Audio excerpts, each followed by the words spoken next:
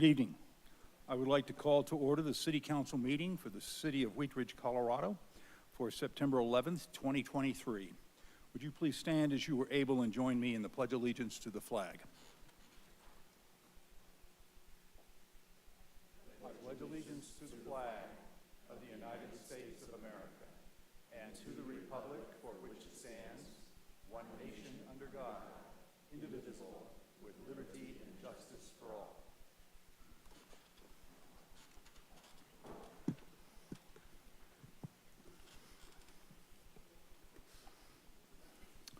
Thank you. Will the clerk please call the roll of the members? Reginald Holteen. Leah Dozman. Here. Scott Ohm. Here. Corey Stites. Here. Janice Hoppy. Present. Amanda Weaver. Here.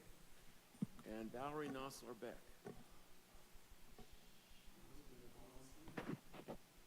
And Judy Hutchinson. Councilor Hutchinson sent a memo that she would not be able to join us tonight. Thank you, Mr. Mayor. There are 5 council members present, and as I understand it, Ms. Holteen will be along shortly, so we have a quorum. Thank you. Councilors, in your packet, you have study session notes of August 21, 2023. Are there any changes or amendments to be noted in the study session notes? And hearing none, we'll let the notes stand approved with our thanks to the clerk. Are there any changes to be noted in the agenda? We will proceed with the agenda as presented. Let's see, we have one proclamation tonight.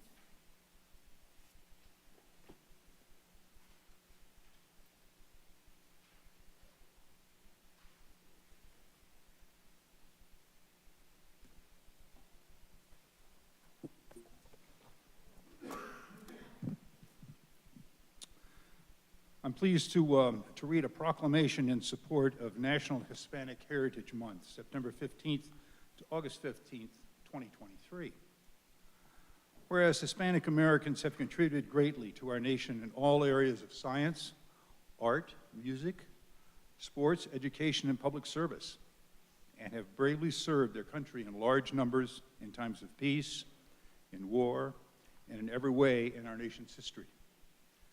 And whereas in 1968, Congress authorized President Lyndon Baines Johnson to proclaim National Hispanic American Heritage Week, and this observance was expanded in 1988 to a month-long celebration.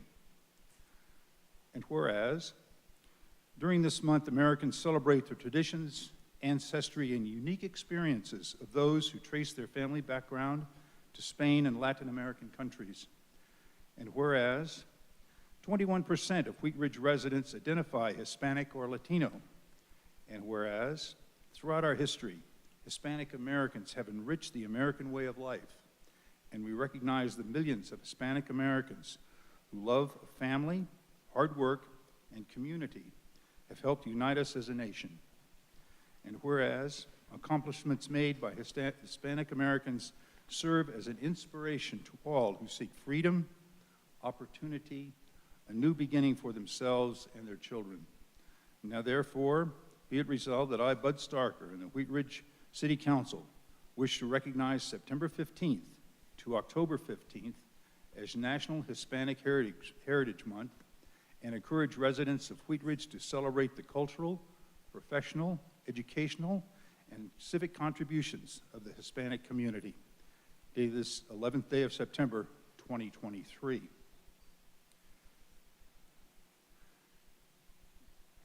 And now it's my privilege and honor to bring forth our chief to the podium. We have some recognitions in our public service sector. Chief Murtha, thank you for joining us. Thank you. Podium is yours.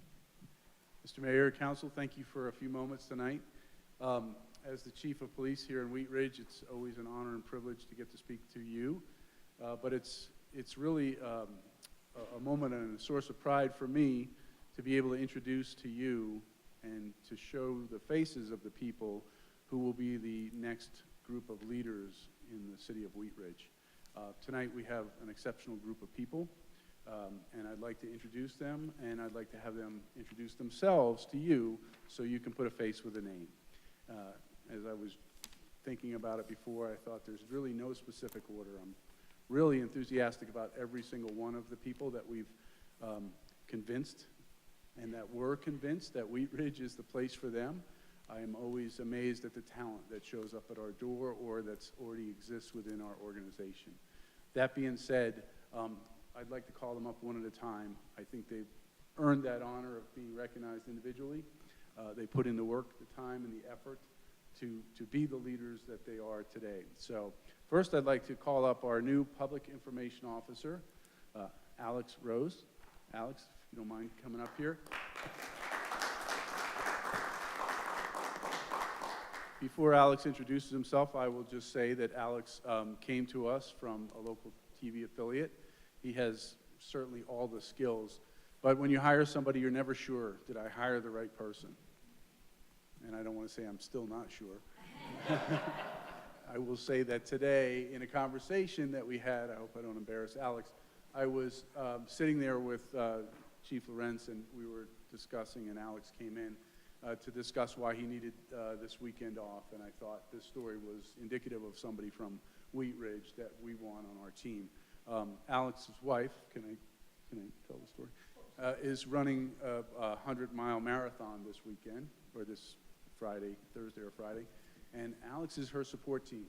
And I thought, you know, here's a selfish guy who doesn't care, and he just wants to be part of his, you know, be part of the solution to help his somebody accomplish something. And as he talked about it, you could see the pride in his eyes, and you could feel it, and you knew that he's just that right person for the job that we have here in Wheat Ridge. So without further ado, I'll let him introduce himself. Alex Rose. And thank you, Mayor and Council, for this opportunity. My wife would join me right now, but as we like to say in our house, she's busy, AKA she's going for a run.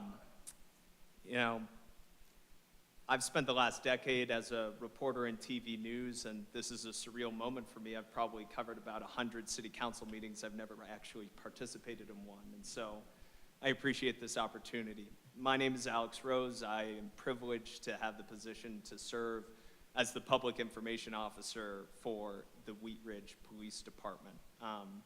In my career, transparency and accountability have always been my North Star, and so I feel incredibly grateful to change my career path, but continue that mission and really build on the legacy and the expectation this department has set and a high standard with the people it serves of an expectation of transparency and knowing what's going on in the community, and also understanding the good work that our officers are doing every day. I've been on the job for 5 days. I feel like my eyes have been opened more wide in this past week than in any week I've had in my 10 years reporting in Vermont, North Carolina, and the majority of time here in the Denver Metro and in Colorado as a whole. I've had the privilege of riding along with some of these people who are serving, and I got to tell you, you have a fantastic department here, and I think it's reflected in some of the other members that you're going to be introduced to tonight. You have a family and a community of smart, capable, and compassionate people who are working to make this place a better place. And it's an honor to be considered a colleague to a lot of these folks. And so it's been one of the most humbling weeks of my life. And I'll just close in saying, you know, I'm not technically a Wheat Ridge resident, but I live in this area. We know how wonky Colorado jurisdictional lines can be, and so this is the community I consider home. And so I'm very privileged to be in a position where I can have a direct impact on my community. I think this is one of the most exciting places to live in the Denver metro area and to call home. And I continue to be excited every day that I walk in through the police department doors and demonstrating through our actions as a department how we are working to make this one of the most vibrant and exciting and safest places to live in the Denver metro. I look forward to working with all of you, and as always, if there's anything I can do to help, please let me know. Thank you so much.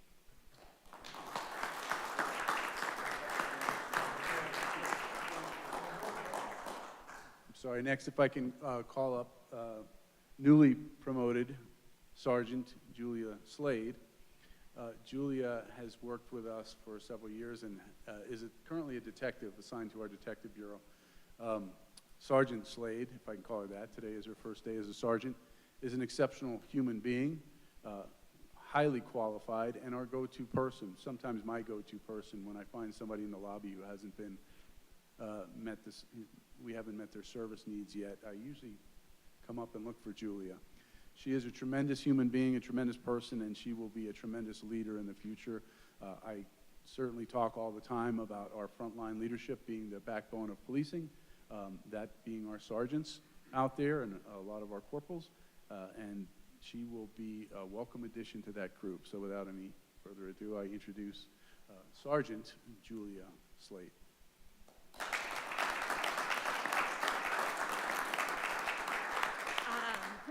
Well, I can just say I'm not going to be nearly as eloquent as my predecessor by any means, but I've been with Wheat Ridge since 2011. I started in dispatch, doing the overnight dispatching for our community, and fell in love with the people that I work with, the team that we have, and decided to move into the patrol division after some arduous work in getting my 60 credit hours so I could apply.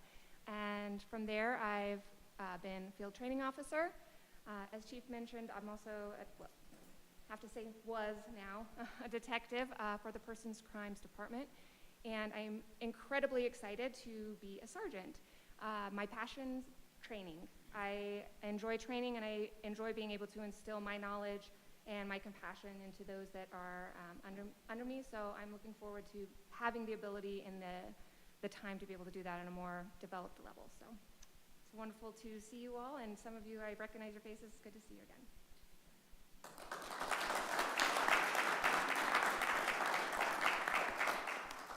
Again, in no specific order, but next I'd like to introduce our newest commander, Commander Betsy Saylor.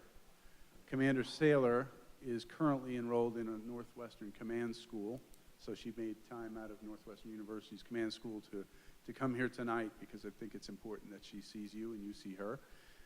Betsy and I have worked together almost since I got here, but she is now our Professional Standards Unit Sergeant, or was, I guess. And she is a tremendous asset to the police department. She is respected by every single member of this police department. Just as a side note, my office and Betsy's are right next to each other, and when citizens are unhappy with something that happens in the community, never the police officers, but something that happens in the community, as you can expect, I've never heard a more calm, measured person in my entire life to bring them down and to de-escalate any issue that they're having. It's been an honor to work next to her. I watch what she does every day. I am always amazed at the effort and the talent that we have in Wheat Ridge, and this is an example of that. She will be a tremendous leader, and she will demonstrate all the core values of the city of Wheat Ridge on a daily basis because she's been doing that since the day I got here. So I'm proud to introduce Commander Betsy Saylor. Thank you.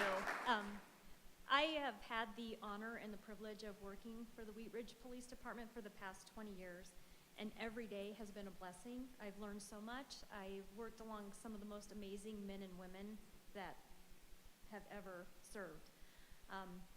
Like Chief said, I've been lucky enough to work in the Professional Standards Unit recently, which I really enjoy, but it's an exciting time in the police department right now. We've got a new division chief, we've got a lot of movement going on, and I think that now is the time the department's going to kind of push forward, and I am very, very excited to be a part of it. So thank you for allowing me the opportunity.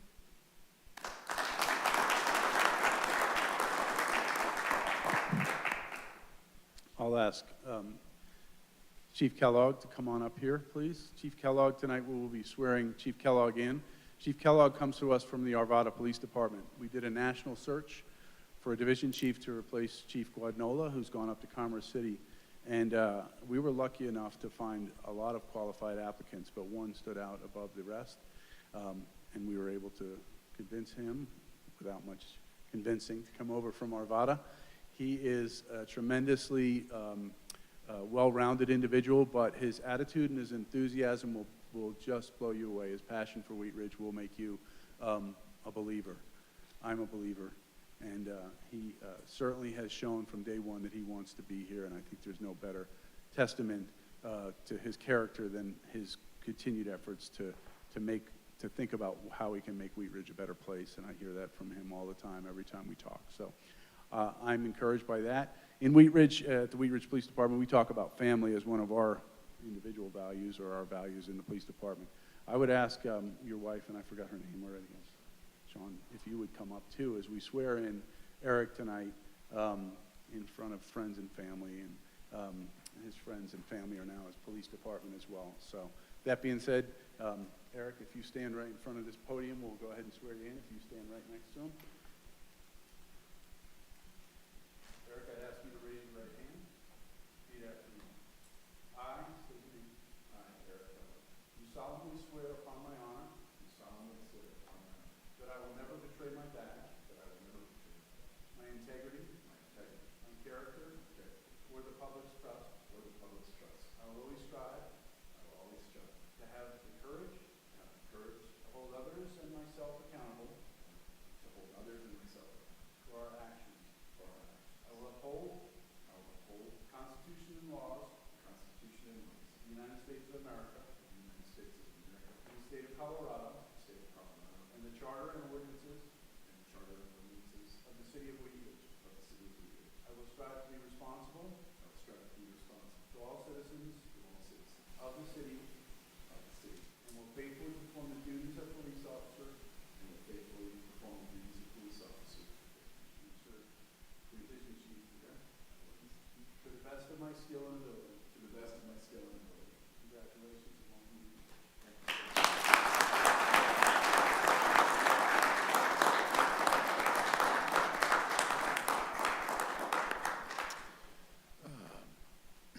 I feel like the luckiest guy, actually, to have this opportunity.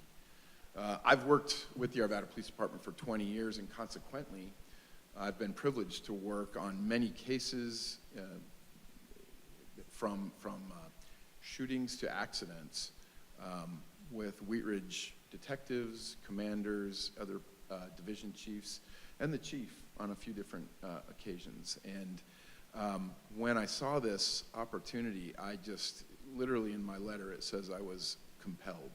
I couldn't not put in for this. And as I worked through the process, my eyes were even more open to what a wonderful experience and community the Wheat Ridge Police Department is, the city of Wheat Ridge is.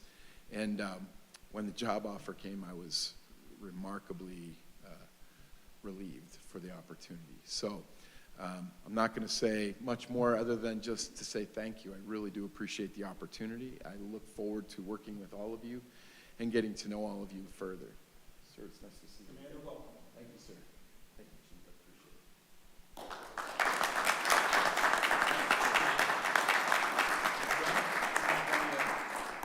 it. Okay, we're not done yet because we need all the honorees and their families to join us in front of the council because our council members love a photo op. So if you would please gather in front of the dais, we'll go from there.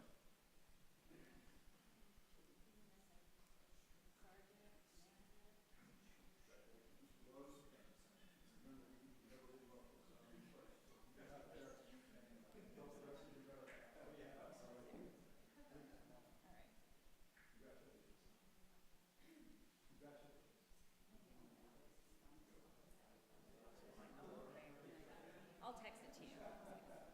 All right, everybody, let's see.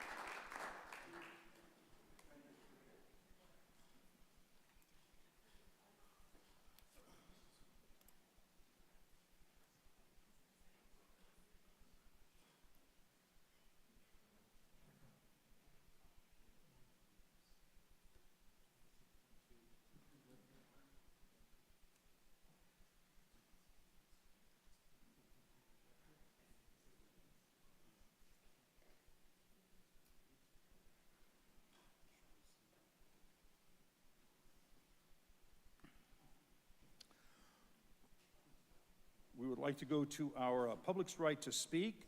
This is an opportunity for the public to come and speak on any agenda item or any item that is not on the agenda for a maximum of 3 minutes. If I don't have anyone signed up to speak, but if you're here in City Hall and would like to speak on any item not on the agenda, you may come to the podium and we will recognize you. If you're joining us in our online format, if you would please raise your hand, we'll be happy to bring you into the meeting and for you to address the council. Is there anyone raising their hand? Okay, I No, don't Mr. Mayor. don't see anyone wanting to join us online, and I don't see anyone in the hall joining us. We will close our public's right to speak and go to agenda item number 1. This is our consent agenda. Mayor Pro Tem Stites, would you please introduce this item? Thank you, Mr. Mayor. Consent agenda number 1A, motion to approve payment to Insight Public Sector in the amount of $166,400.64 for the annual renewal of our Microsoft Enterprise Agreement, 2 one-year subsequent renewals, and all subsequent payments. At issue, the city's current 3-year Microsoft Enterprise Agreement expires on September 30th, 2023. This 3-year renewal continues the city's subscription of Office 365, including Exchange, SharePoint, OneDrive, and Teams, inclusive of implementation and support due to the COVID-19 emergency and the increase in remote workers. Staff recommended migrating to Microsoft Cloud's computing solution with Office 365 and Teams. With this renewal, during the cyber incident recovery, staff completed the move from on-premises systems to Microsoft 365 environment. Office 365 and Teams enables staff to collaborate remotely to a greater degree. 1B, motion to award the Recreation Center Heat Recovery Unit Replacement Project to Reliant Mechanical Services LLC of Denver, Colorado, and approve subsequent payments in the amount of $1,250,000 with a contingency amount of $62,500 for the total not to exceed amount of $1,312,500. A project to replace the Recreation Center's heat recovery units, HRUs, was included in the 2023 budget. The scope of the proposed project was developed by the facility staff with evaluation by an external mechanical engineer. 6 heat recovery units will be replaced with new energy-efficient units through this project. Due to the long lead time to manufacture the units, installation will not occur until spring of 2024.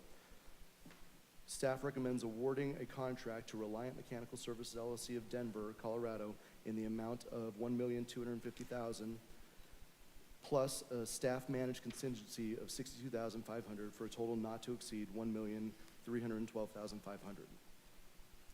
1C, motion to award the Courts Administration Area Remodeling Project to 7 Point Construction Incorporated of Centennial, Colorado, and approve subsequent payments in the amount of $121,700 with a contingency amount of $24,340 for a total not to exceed amount of $146,040.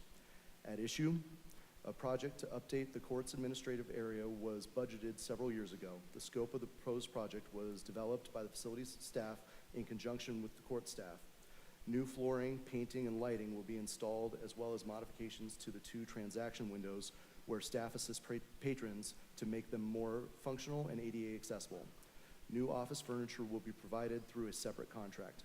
Staff recommends awarding a contract to 7 Point Construction Incorporated of Centennial, Colorado, in the amount of $121,700 plus a staff-managed contingency of $24,340 for a not-to-exceed amount of $146,040. 1D, motion to award a contract to Officescapes Incorporated of Denver, Colorado to supply and install office furniture for the Courts Administrative Area Remodel Project and approve subsequent payments in the amount of $83,772.34 with a contingency amount of $4,188 for a not-to-exceed total amount of $87,960.34. At issue, the project to update the court's administrative area was budgeted several years ago. The scope of the proposed project was developed by the facility staff in conjunction with the court staff. New flooring, painting, lighting will be installed, as well as modifications to the 2 transaction windows. New office furniture will be also procured and installed for the space through this contract. The furniture and appurtenances, there you go, thank you, sir, are being purchased through Officescapes Incorporated in accordance with the cooperative purchasing contract for steel case materials through Sourcewell. Staff recommends awarding a contract to Officescapes Incorporated of Denver, Colorado in the amount of $83,722.34, plus a staff-managed contingency of $4,188 for a not-to-exceed amount of $87,960.34. Thank you. This is our consent agenda. May I have a motion on items number 1A through 1D? Thank you, Mr. Mayor. I move to approve consent agenda items number 1A, 1B, 1C, and 1D. Second. We have a motion and a second by Councilor Hoppe. Would the clerk please poll the council? Mr. Mayor, the motion has passed unanimously. Okay, thank you very much. We will now go to agenda item number 2. Councilor Dozeman, would you please introduce this item? Yes, thank you, Mr. Mayor. Council Bill number 19, 2023, an ordinance approving the rezoning of property located at 4735 Kipling Street from Commercial 1 C1 to mixed-use commercial interstate MUC interstate, case number WZ 2305. At issue, the applicant is requesting approval of a zone change from Commercial 1 to mixed-use commercial interstate for property located at 4735 Kipling Street. The zone change will result in a zoning that enables revitalization and reuse of the site by expanding permitted uses. Thank you. This is an ordinance on second reading. It is a public hearing. It is quasi-judicial. If you intend to testify on this issue, by doing so at this public hearing, you agree to tell the truth as you understand it. I'm going to open the public hearing. And Mr. Goff, we have a staff presentation. We do. Elena Olivia Slaughter, our Planner 2, is here this evening to present on this item. Okay. Please continue whenever you've got your technology in place. I think we're good. Good evening. My name is Elena Oliva Slaughter, and I'm a planner with the City of Wheat Ridge Community Development Department. I'm presenting case number WZ2305, which is a request for approval of a zone change from Commercial 1 to mixed-use commercial interstate at 4735 Kipling Street. I would like to enter into the public record the contents of the case file, the zoning ordinance, the comprehensive plan, and this digital presentation. The property is within the City of Wheat Ridge. All appropriate notification and posting requirements have been met, and therefore City Council has jurisdiction to hear this case. The subject property is outlined in red. The property is located on the west side of Kipling Street, south of the I-70 frontage road. The area is a mix of commercial and residential uses. The property is just over 3 acres in size and contains 2 motel buildings built in 1971. This is a zoning map of the area. The property is currently zoned C1 and is outlined in red. More C1 properties exist to the east and north that include the Super 8 Motel and Holiday Inn. Immediately south and west of the site is a planned residential development and Fruitdale Park. This is a view of the subject property looking south from the I-70 frontage road. It is 2 motel buildings with parking. This is a view of the subject property looking west from Kipling. The applicant recently purchased the property, and the purpose of the zone change is to enable reinvestment by allowing a wider range of uses, encouraging a better utilization of land, and ensuring high-quality urban design. The applicant intends to repurpose the existing buildings for multi-unit apartments. The C1 zone district allows a wide range of commercial land uses, which include office, general business, and retail sales and service establishments. By contrast, MUC interstate zoning allows residential uses, commercial uses, or a mix of the two, and the permitted retail uses are greater in number. The MUC interstate designation would allow more flexibility for revitalization of the site and will provide standards for any future redevelopment. The MUC interstate district is complementary to the context of the corridor and the surrounding zoning and land uses and provides a wider range of allowed uses than the existing C1 zoning. This table summarizes the current and proposed zoning's development standards. Most of the proposed zoning development standards would apply if the property redeveloped in the future. Most notable differences between the 2 zone districts include building height, setback requirements, and lot coverage. The design standards in MUC Interstate are strict and include architectural standards, open space requirements, setbacks, and parking requirements. I would like to note that the maximum height in MUC Interstate is taller than C1, in part because the property is located in the area that voters exempt in 2008 from the the charter's height and density limitations. That means a single-use building can be up to 4 stories or 62 feet, and a building that is vertically mixed use can be up to 6 stories or 90 feet.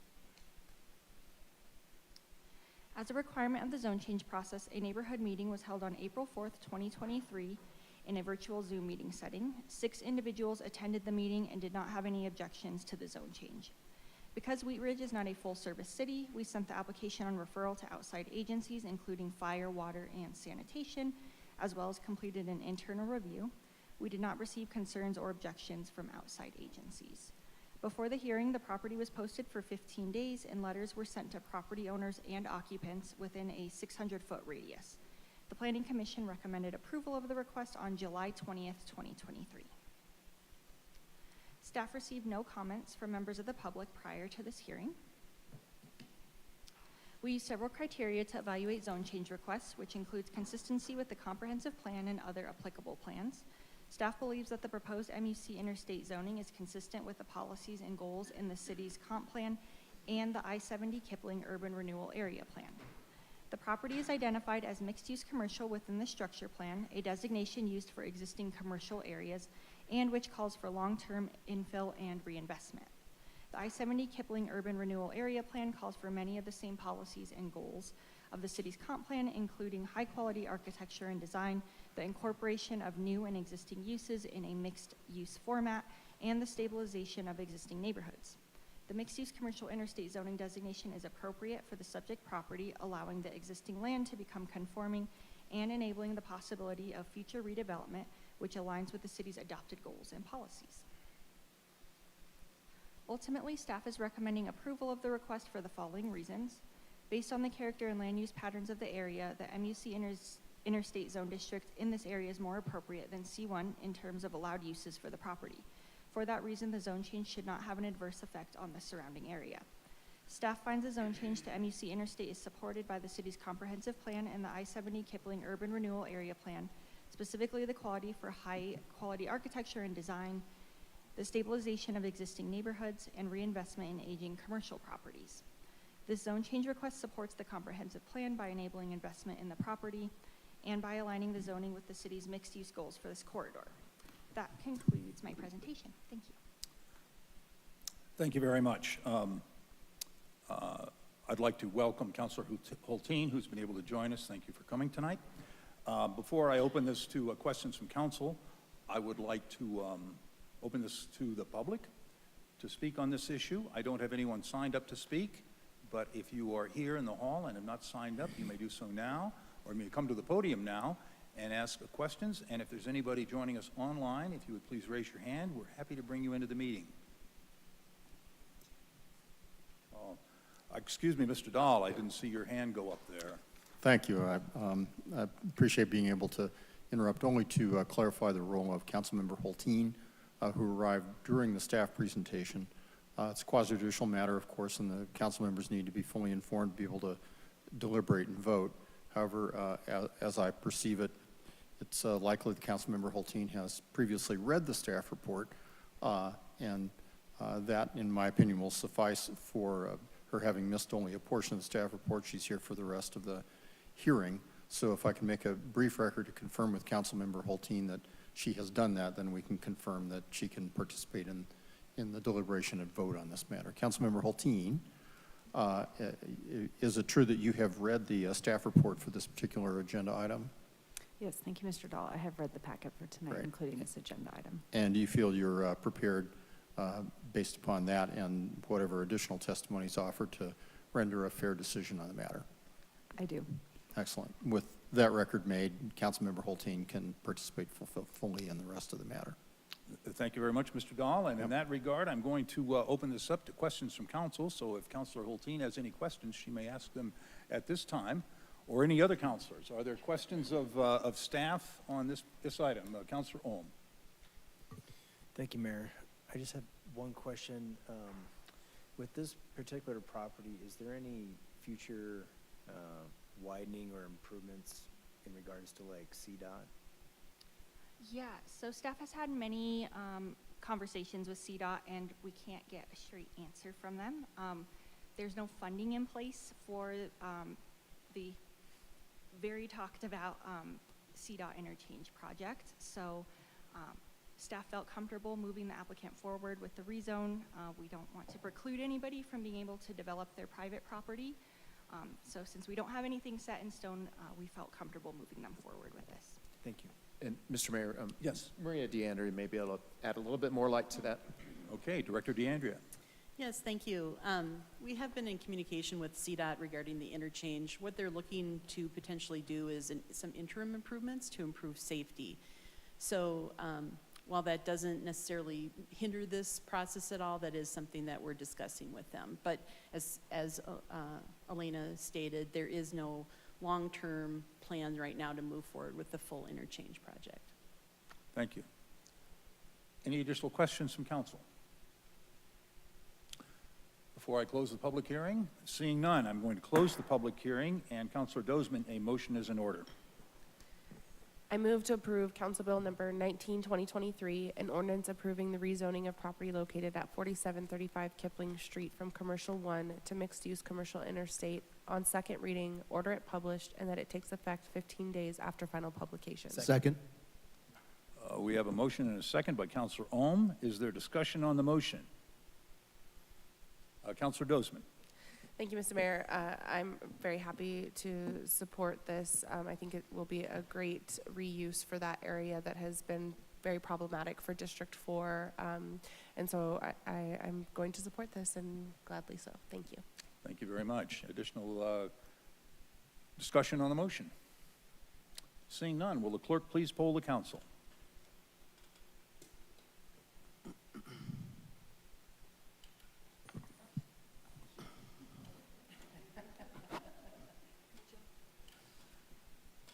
Mr. Mayor, the motion is passed unanimously by a vote of 6-0 now. Thank you so much. Okay, we will now go to agenda item number 3. Councilor Ohm, would you please introduce this item? Thank you, Mayor. Council Bill number 23-2023, an ordinance amending Chapter 2 and Chapter 26 of the Wheat Ridge Code of Laws concerning the city's subdivision and development review requirements and making conforming amendments therewith. At issue, the proposed ordinance updates Chapter 2 and Chapter 26 of the Code of Laws to revise the city subdivision and development review requirements. The ordinance accomplishes 3 main goals. 1, to prioritize meaningful public engagement and education intended to inform the public of impactful subdivision applications. 2, to reduce reliance on public hearings when the proposed uses and designs are permitted by the underlying zoning. And 3, to reduce duplication and unnecessary cross-references within the code to ensure it is easy to understand and administer. Thank you. This is an ordinance on second reading. It is a public hearing. It is not quasi-judicial. I'm going to open the public hearing. And Mr. Goff, do we have a staff presentation? We do. Our code amendments guru, Scott Cutler, is here this Okay. evening. Guru Cutler. Thank you. I'm honored.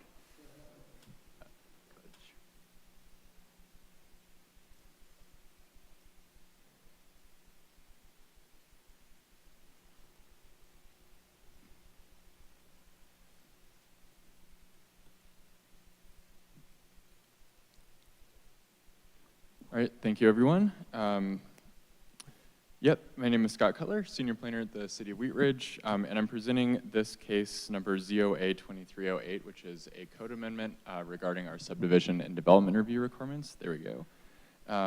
We were at council in April of 2023 at a study session to discuss this matter. It's been a while, took us a while to work on this code amendment, and we are finally back. But just to remind council, there was consensus to move this code amendment forward, essentially as presented, and I'll talk about a couple of the things we had to add in. But the goals of this are really to prioritize meaningful public engagement and education, to reduce reliance on public hearings where proposed uses and designs are permitted by the underlying zoning, and then also to reduce a bunch of duplication and unnecessary cross-references in our code, both for staff's understanding, but also for the public's understanding. So the current subdivision ordinance, and I gave some of this background in April, but I'll go over it again just for everyone's benefit. The current subdivision ordinance was passed in 2014. There were lots of lessons learned since then. We've processed about 125 subdivision applications of various sizes since then. And what we found is that Wheat Ridge is really out of alignment, both with best practices from our community engagement strategy, national best practices, and a lot of our subdivisions require one to do public hearings. So City Council did give consensus to proceed with this ordinance in April of 2023, and then Planning Commission recommended approval on August 17th. So to give a little bit of background, there's a couple of things here. So there are certain things that are called discretionary approvals, where a commission or board or staff has to use discretion to make an approval.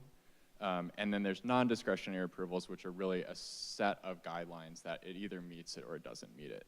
And most subdivisions are considered non-discretionary, where they either meet those zoning requirements or they don't. Something like a rezoning application or a special use permit or a variance where someone's asking for special permission is considered discretionary. But non-discretionary are things like a site plan. It either meets the requirements or it doesn't meet the requirements, same with a subdivision. So in 2021, City Council identified new efforts of community engagement and education as a priority over the next 2 years. And the Community Involvement Task Force was established in early 2021. And the Community Involvement Strategy was established as the guiding document, which creates 3 different types of public participation. So there's the informing, educating, and celebrating, there's consulting, and then there's involving. And a public hearing is considered consulting the public because it includes a request for public comment and testimony. And so the promise made when consulting is that the community's comments and feedbacks will be considered in the decision-making process. And consulting is best deployed when input or feedback from the community would be helpful in determining alternatives, or there's the need to understand community desires. So a lot of that is with long-range planning, either consulting or involving the public. But from a subdivision standpoint, public hearings are really a bit divisive. And that's because in this case, council or planning commission doesn't really have the ability to say no to a subdivision that otherwise meets the applications. Obviously, they could vote no, but that puts the city at significant liability if approvable subdivisions are not approved by decision makers. So from the public standpoint, when you have a public hearing where you invite comment, but you can't actually consider that as part of the decision making, that really builds division and mistrust. From the developer standpoint, if a subdivision has to go to public hearings, that introduces a bunch of uncertainty into a process. It's really inconsistent with other surrounding communities, and it lengthens the overall development process. And then from staff standpoint, we're undermining the public trust and expending a lot of resources on public hearings for certain subdivisions that do not necessarily need them. So just to give a little bit of background, the American Planning Association, which is planners' national organization, released an equity and zoning policy guide. And one of the recommendations was only requiring public hearings when there is a genuine need to use discretion in applying zoning criteria. So in the case of subdivision applications, there's not discretion because, like I said, it either meets the requirements or it doesn't, and the subdivision is being proposed for use that already is allowed on the property. So with all of that, the proposed ordinance makes a few changes. One of the biggest changes is to change how we use public hearings with subdivision applications. So on the left side of this chart, and it was also in the staff report, you can see our current requirements for when different types of subdivisions can either be reviewed and approved administratively by the community development director, whether they have to go to planning commission, the 4 or 5 lot subdivisions, and the 6+ lots require 2 public hearings at planning commission and city council. City council currently also reviews waivers and variances for subdivision applications. Those are rare, but they do happen. Things maybe like lot width or cul-de-sac length. And then city council currently also reviews right-of-way vacations. That's giving up a city street or right-of-way. That's typical to require a public hearing. And then we're requiring public notice, obviously, for any public hearing. So the proposed code amendment makes some of the bigger changes, which is any subdivision that meets the underlying zoning requirements would become an administrative, or what we're calling a type 1 subdivision. And then a subdivision that has waiver or variances would be reviewed by the Planning Commission. That's a lot more common. City Council really rarely reviews variances. It's either Planning Commissions or Board of Adjustments. And then right-of-way vacation public hearings would stay the same. We recognize that anytime disposal of city property or assets is happening, public hearing is probably the best way to do that. And then one of the bigger changes, which is in the bottom right hand of the screen, it's a little bit in the way, is we're adding a requirement, because a lot of the subdivisions are becoming administrative, we're going to add a requirement that for any approved subdivision over 2 acres that results in new development, we'll also be providing a public notice of that approval. So I'll get into that in just a second.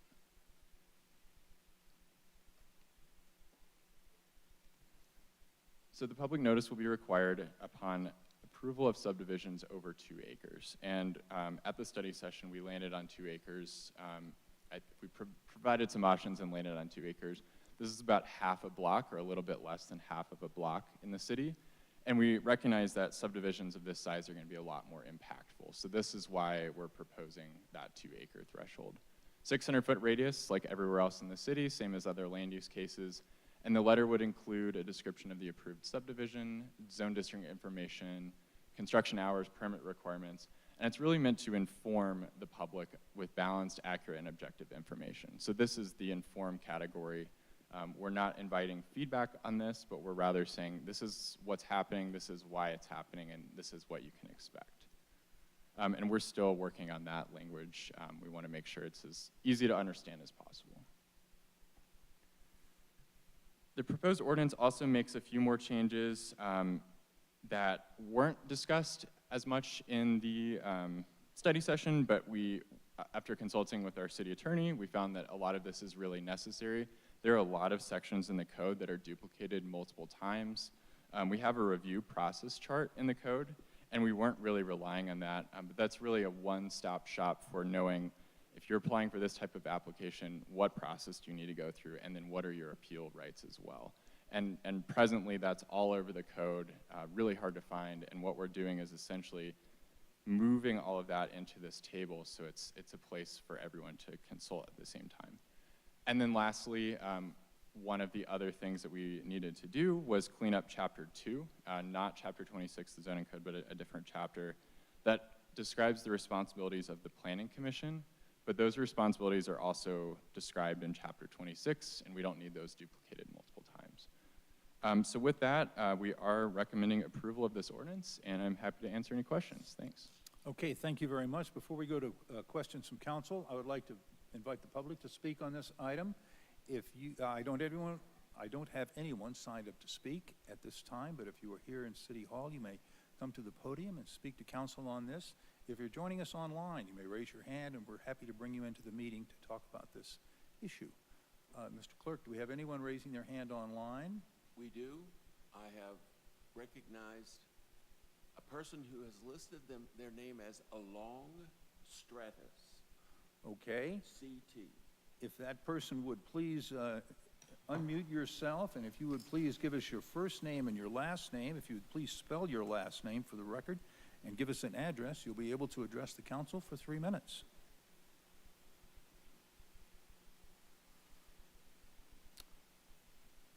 Do I have this person able to unmute and speak to the council? I have asked this individual to unmute, and I have recognized them. So I'm not sure what's going on, Mr. Mayor. We have one individual who's asked to be recognized. We've recognized them. If you can hear us, please unmute and give us your first name and last name and an address, and we're happy to have you speak with the council. I want to give you just a few more seconds here to see if you get a response. Okay, I don't hear any response coming from online. I apologize if we have any technical difficulties. I'm not aware that we do. Is there anyone else online or in the call that would like to speak on this matter as a member of the public? Okay. No one else, Mr. Mayor. I'm going to close our public comment on this item and go to questions from council. Are there any questions from council? Are there any questions before I close the public hearing and ask for a motion? Hearing none, I'm going to close the public hearing, and Councilor Ohm, may I have a motion on this item? Thank you, Mayor. I move to approve Council Bill number 23-2023, an ordinance amending Chapter 2 and Chapter 26 of the Wheat Ridge Code of Laws concerning the city subdivision and development review requirements and making conforming amendments therewith on second reading, order published, and that it takes effect 15 days after final publication. Second. Second. We have a motion and a second by Councilor Weaver. Is there any discussion on the motion? Councilor Hulteen. Thank you, Mr. Mayor. Two things. One is I just really appreciate things like this where you're cleaning up the code. It's like me cleaning out my basement. Needs to happen, but not always my top priority. So I'm grateful that our staff takes the time to recognize where we need to do that.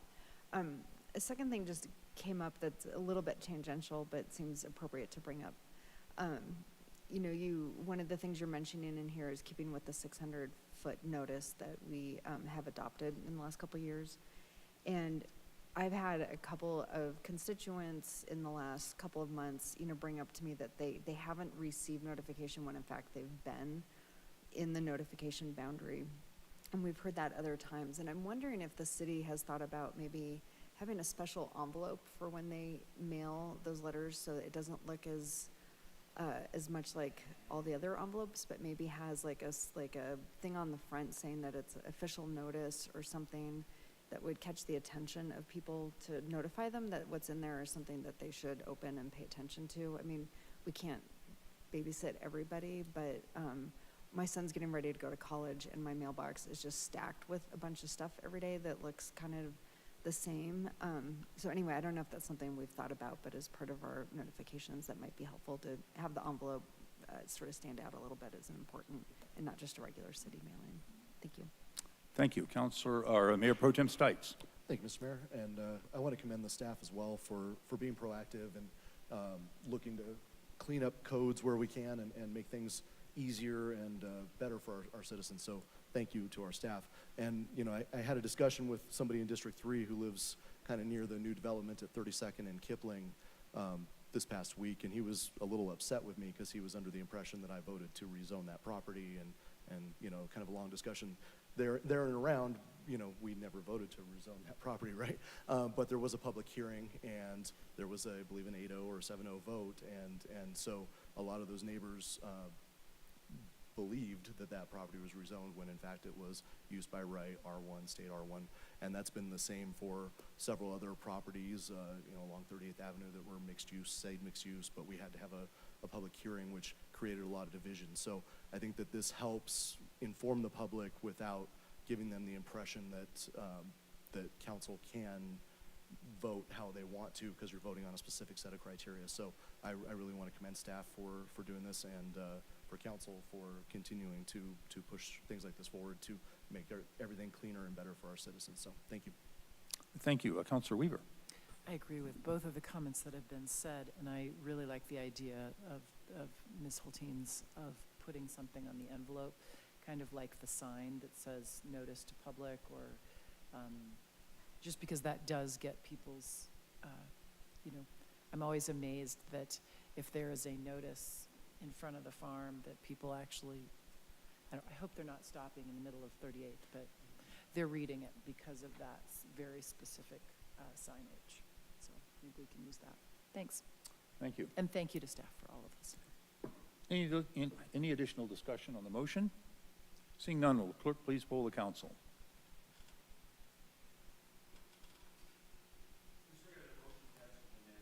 Thank you very much. We will now go to agenda item number 4. So I didn't get all of my notes transferred today. Who's doing number 4? I am. Councilor Weaver, would you please introduce this item? Thank you, Mr. Mayor. This is Council Bill number 24-2023, an ordinance amending Article 3 of Chapter 22 of the Wheat Ridge Code of Laws concerning basic local telecommunications service.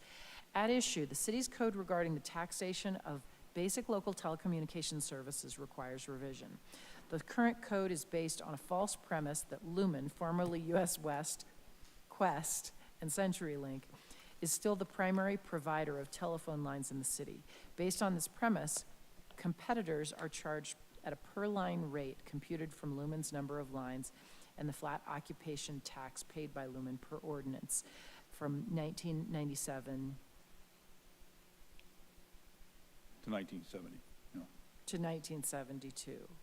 Yeah. Yeah, that's an ordinance, per ordinance 1997-1072. Thank you.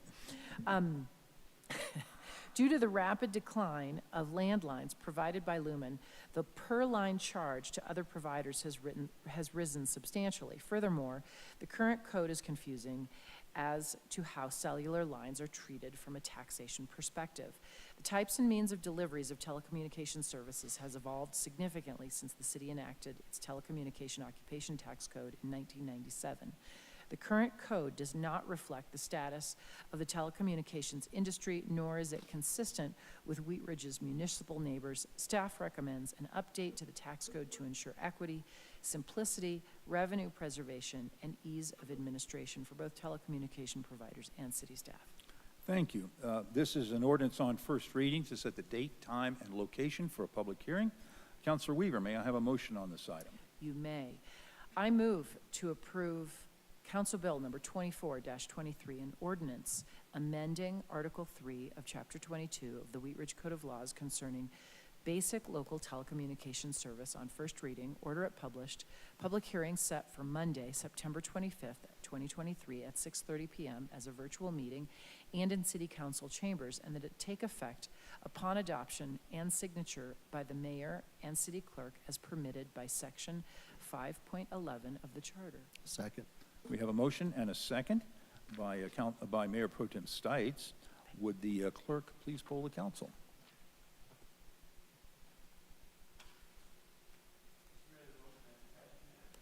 Okay, thank you very much. With that, we will go to agenda item number 5. Councilor Hoppy, would you please introduce this item? Thank you, Mr. Mayor. This is a motion to accept the 2022 financial statements from Clifton Larson Allen. At issue, Section 10-15 of the Municipal Charter for the City of Wheat Ridge requires that an independent audit be performed annually of all city accounts. In 2022, the city received more than $750,000 in federal funds for Wadsworth Boulevard, which also triggered a single audit of all federal funds.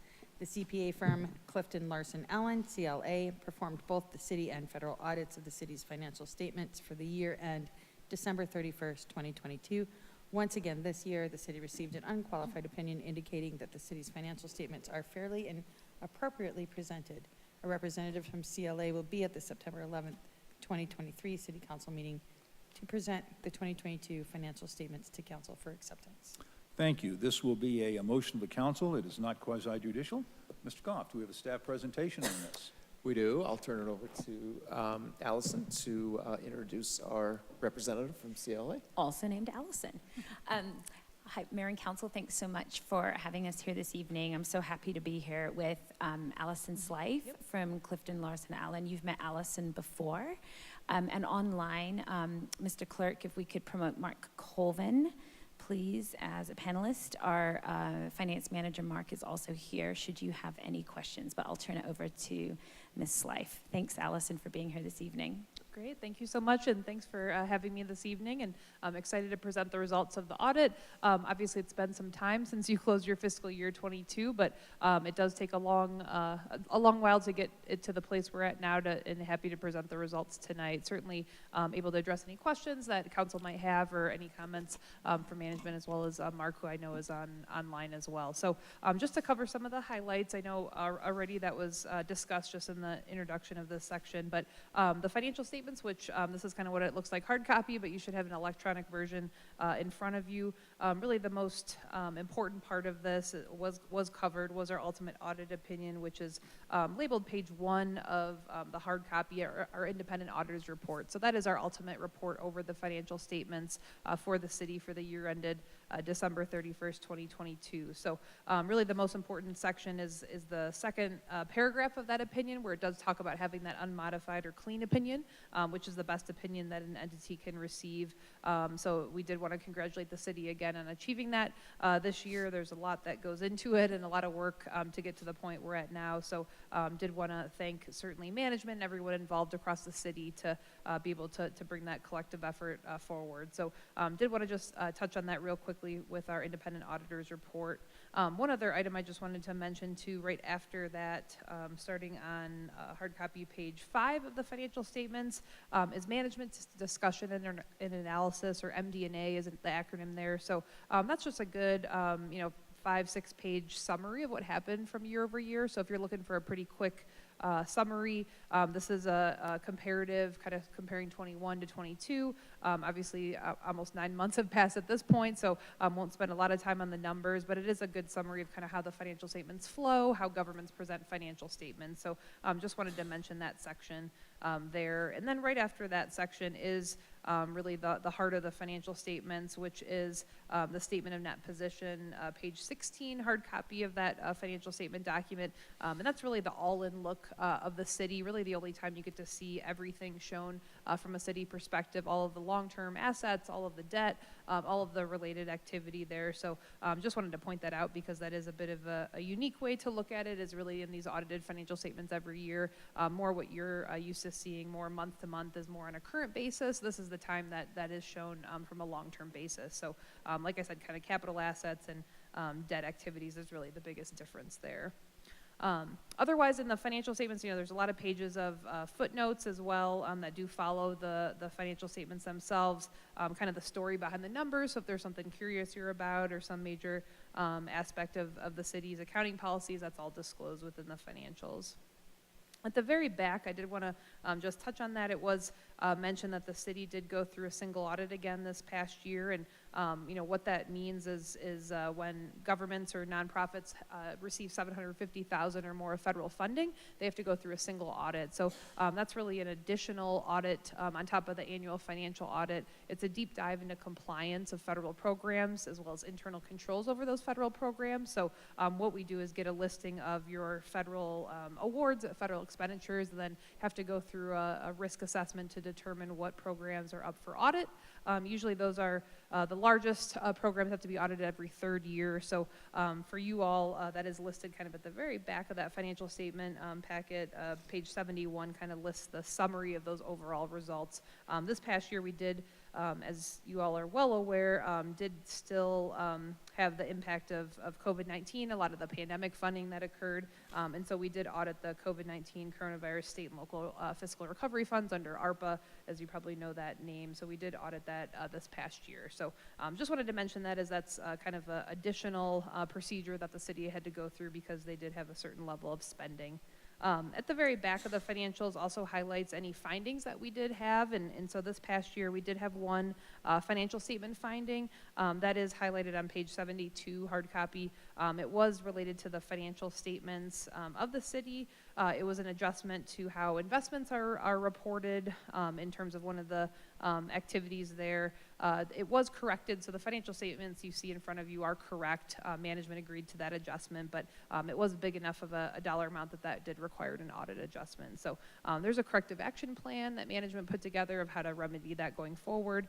That's more for your knowledge as part of that financial statement packet. So the only other communication I was going to mention was just a separate letter that's addressed to you all from City Council. It really just summarizes any audit results, things that I already kind of touched on, but that is separately issued, that we do have that direct communication with you all because we are engaged with council to perform the audit for the city. So nothing really too different in this letter compared to last year. Really the biggest impact was a new accounting standard related to leases. So this was a change that all governments had to make this past year, where basically leases were treated differently. Probably have talked about that the past several years, and it finally had to be implemented. So that is something new that's in your financial statements, that impact, it's disclosed, and so just something we call to mind for your knowledge. A lot of work that has to be done from an accounting standpoint to analyze agreements and if they meet the standard. So otherwise, yeah, this letter is really just for your knowledge. The last piece I'll mention attached to that letter is the management representation letter. So that's a letter that is signed by management we get as part of issuing the audit, making sure that they let us know about any litigation going on. They gave us supporting documentation, a kind of a laundry list of items, and so that's just for your knowledge that we did get that signed letter before we release the audit opinion. So that's the audit in a nutshell. I could go on and on, but I know you have other agenda items, so happy to address any questions or comments that council might have. Okay, thank you very much, Ms. White. Before we go to questions from council, I'd like to, pardon me, open this up to the public to speak on this item. I don't have anyone signed up to speak, but if you're here in the council chambers, you may come to the podium and speak now. If you're joining us online, please raise your hand, and we're happy to bring you into the meeting. And I'll give it just a moment and ask our clerk if anyone is raising their hand. I see no one's hand raised. Okay, no one's raising their hand. No one's coming up to speak. I don't have anyone signed up to speak. We'll give it one more couple of seconds and see if anything changes. And it looks like nothing has changed, so I'll close our public's right to speak on this and go to questions from council. Looks like it was a very efficient report. No questions? Okay, thank you very much, Ms. White. Appreciate this. Thank you. Councilor Hoppy, may I have a motion on this item? Yes, Mr. Mayor. I move to accept the 2022 financial statements from Clifton Larson Allen. Second. We have a motion and a second by Mayor Pro Tem Stites. Is there discussion on the motion? Seeing none, will the clerk please poll the council?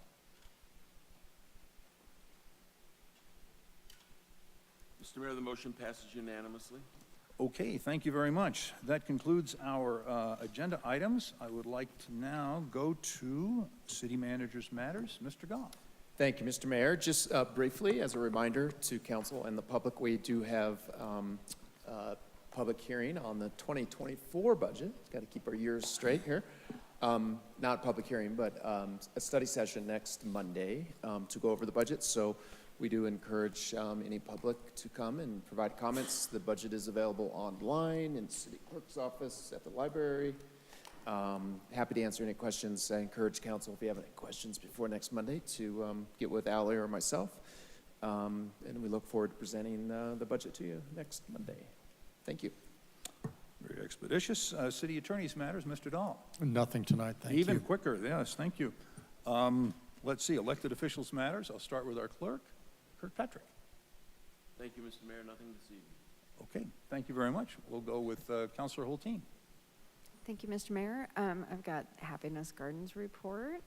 Last night they had their annual potluck, and I was unable to attend, but I did walk this morning through there, and they had a lot of fun. They painted rocks, and it's just really such a wonderful community that's developing around the garden. So, and I may have picked a couple tomatoes this morning while I was there. So,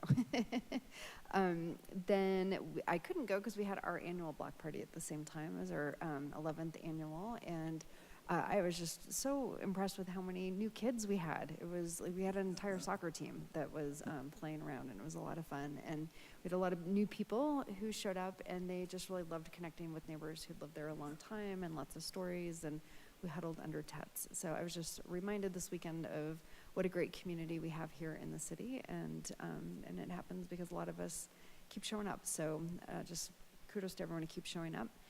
One thing, Maria, since you're here, I noticed that the pedestrian-activated rapid flashing beacon that's by Stevens, the button is not working on the south side of the road. So I helped some young kids cross the road because they were like pushing it and waiting for it to stop, and it is not. It's working on the north side, but not the south side. Yep, and that's all I have. Thank you. Okay, thank you very much. Councilor Dozeman. Thank you, Mr. Mayor, and I just wanted to take a moment in observance and recognize the 9/11 attacks and all the lives lost in the United States with that domestic terrorist attack, and all of the brave first responders that went into the building to save their fellow man, and just the camaraderie that brings into our country. Thank you. Thank you. Councilor Weaver. Thank you, Mr. Mayor. We have a District 3 meeting this weekend that we're having at Vinola's. That's a fantastic location in District 3. And that will be at what time? At 9. And we'd love to see everybody from District 3 and other districts if you all want to come hang out at Vanillas with us. School's back in, and lots of kids walking to Prospect Valley down 38th. Just like everybody to slow down and keep their eyes open for everybody. Thanks. Thank you very much. Councilor Ohm. Thank you, Mayor. Just a reminder, National Parklands is coming up on September 23rd for cleaning up on the Clear Creek. Contact Matthew Martinez at Jeffco. And then this last Saturday, I was able to do a bike ride to raise money for Tour de Cure, raise awareness for diabetes. Thank you. Thank you very much. Councilor Hoppy. Nothing tonight, Mr. Mayor. Thank you. Thank you. Mayor Pro Tem Stites. Thank you, Mr. Mayor. Maria, since you're here, can you give us an update on the sinkholes on Independence and Hoyt, our very large friends that are there? Yes, thank you for that opportunity. We did put that out for bid, so we're replacing, just to back up a little bit, we've had some failed storm sewer at the far north end of the cul-de-sac at 39th and Hoyt, and then another location at approximately the intersection of 37th and Independence, so south of 38th. We did put that out for bids, and we're going to be replacing roughly about 700 feet of 48-inch storm sewer. That storm sewer has been brought on site. It's adjacent, and it's kind of an open park area just adjacent to Apple Ridge Restaurant. So you may see that pipe out there, shiny and new. And they're going to be starting hopefully tomorrow to start installing that, probably at the 39th and Hoyt location. Thank you. We did have another sinkhole today, or yesterday, that showed up too on 32nd Avenue at Salisbury. So we're in the process of evaluating that, and we'll also put a plan of action together to repair that. Thank you. That was my next question. I was also going to ask, how are we doing on pothole repair? I know it's been a wet, kind of rough spring, summer. Do we have crews out doing potholes and things like that? We haven't. We've been focused on the drainage. We're accumulating a list, so please pass those along. Send in a service request to the Public Works Department, send myself an email, and we'll get those on the list. So we do have them. It's on our plan, just haven't addressed it yet. Appreciate that. Thank you. I appreciate your guys' hard work. I know that came about suddenly, and I know you guys have been working very hard on that. I was able to go last week or so with Chelsea Bunker and the Wheat Ridge Business District, and we took a tour of the Third Shot Pickleball, which is going in where Lucky's was, and I think District 3 is lucky to have another really cool business, but this kind of fills a very big, massive hole that those neighbors have been asking about for a while, and the owners of Third Shot are really, really cool guys. They own tennis clubs and are tennis pros, and now pickleball, and they're doing a first-class operation there. It's going to be really cool. There's a full bar, restaurant, so I think District 3 is going to be pretty excited to see that, and they're shooting for the fall here of 2023, so looks like they got some work to do in there because it's a big open space right now, but I think they're going to have 13 courts, they're going to have lessons. It's going to be really cool, so check that out, everybody, if you can, and I think that's going to be pretty popular all over the Denver metro area. I think there's only one other one just like it in Boulder, so that's going to be huge. I was able to pop in to Coffee with the Mayor the other day at Vanillas, and I figure since we have our meeting coming up next week, I'd go see how the Real Pro does it. So I appreciate that, and as usual, very robust discussion and a lot of really good points made by the citizens, and it was really fun to be a part of that. So thank you, Mayor, for allowing me to be a part of that. And then District 3, we have our District 3 meeting at Vanillas 9 a.m. on Saturday. So love to have you guys there. We're going to be discussing all things Wheat Ridge and all things District 3 and letting you guys know what's going on. We may have some special guests and some special topics as well. So hopefully everybody can be there for that. And with that, I had the opportunity yesterday to go to breakfast at a birthday party, actually. Bumped into Jenny from the Wheelie Bean, who talked me into going and getting breakfast tacos over at Mestizo, which if you haven't been over to Mestizo, fantastic breakfast. And the other day before I popped into Vanillas, I was able to go get breakfast over at Mr. Biscuits, which is a fantastic family-owned company, so delicious. You're going to gain some weight if you eat there a lot, but pretty fantastic. So if you can find it and buy it in Wheat Ridge. Thank you. Thank you. Councilor Roll. Thank you, Mayor. So first I want to say thank you to staff. There was a sidewalk issue on the north side of the rec center that got very quickly repaired. They did kind of a patchwork, and I was a little skeptical of the patchwork, but that all got scooped up, and there's brand new concrete. And a lot of people bike that trail, and so that's great that that got fixed so quickly. But one question I did have is, there's like I don't know if I'd call it a sinkhole, but there's definitely a depression on 41st if you're on that trail and you're heading north where it intersects 41st, there's like I don't know, like a foot deep kind of depression, I guess is what I would call it.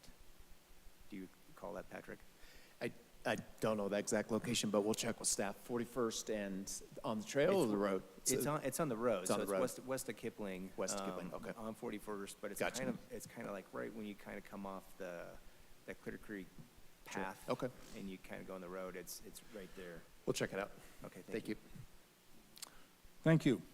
I want to thank the folks that joined me at Vinola's on Saturday morning. It must be time to go back to school because I had some really engaged citizens come and had a lot of great comments and great conversation between them. It was really a great opportunity to exchange ideas and see how our city is moving forward, which there's a lot of things going on, a lot of great directions. So I want to thank them for that.